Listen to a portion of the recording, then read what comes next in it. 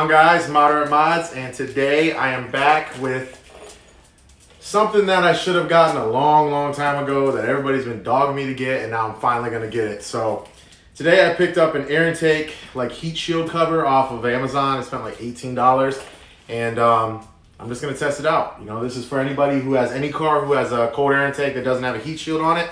This is a little universal one. So let's open up the package, see what we got inside, and go from there.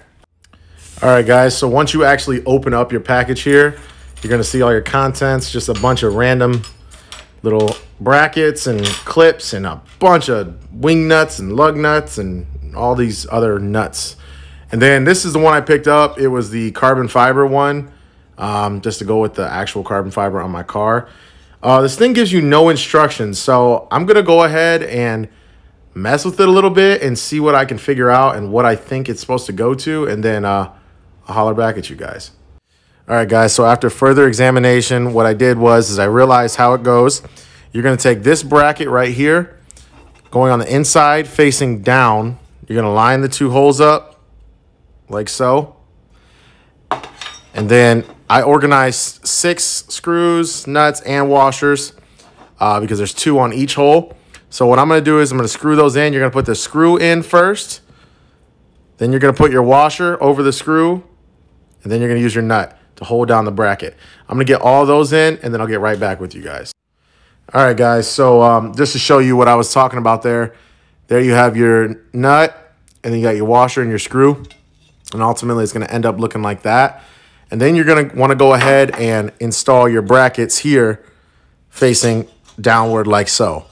So I think what they want you to do is find out what height you need.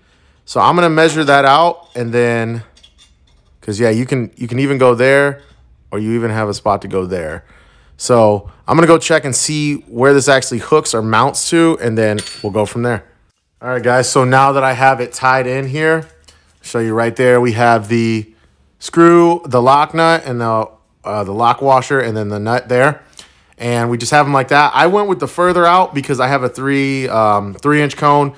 It's a little bit bigger, but it's still a standard size. And the too close would just kind of, I feel, be way too close to the cold air intake. So the install process is really easy, guys. All you're going to do is you're going to take the clamp off your air intake and set this in, then put the clamp over and clamp back down, guys. So let's go over to the engine bay, and I'll show you how to do it.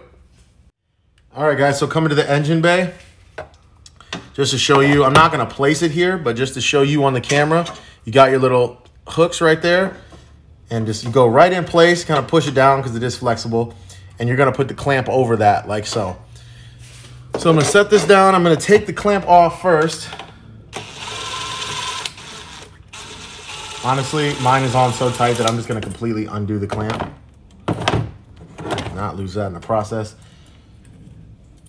And then you want to find, just to show you in the camera here, this is what I mean by like that when it's back around the air intake. So simple, guys. But first thing you want to do is you want to find where you want to place this thing at. So I'm going to angle mine like this just because it's going to divert all the heat from, you know, my, drawing a blank, from my engine block and everything else over there. And my actual cold air inlet is over here and down. So just right there like that. And I think this thing's going to be pretty useful, honestly. It's a pretty good purchase. So it's going to be kind of a pain at first, but I'm just going to go ahead and just hook it around. It's going to be no fun at all doing it. God, I got somebody filming because I know this would not be fun. Just go ahead and hook it around. There we go. Almost.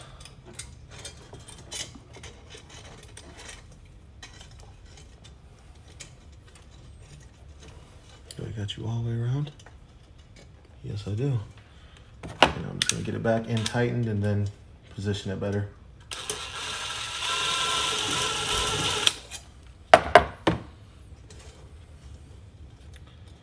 Okay.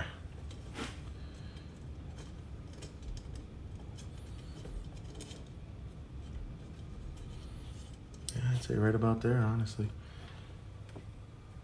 And just so you know, if you can see, there's the reason I went with that one is it gaps it out a little bit more. I got about that much right there, space in between the air intake. I didn't want it too close.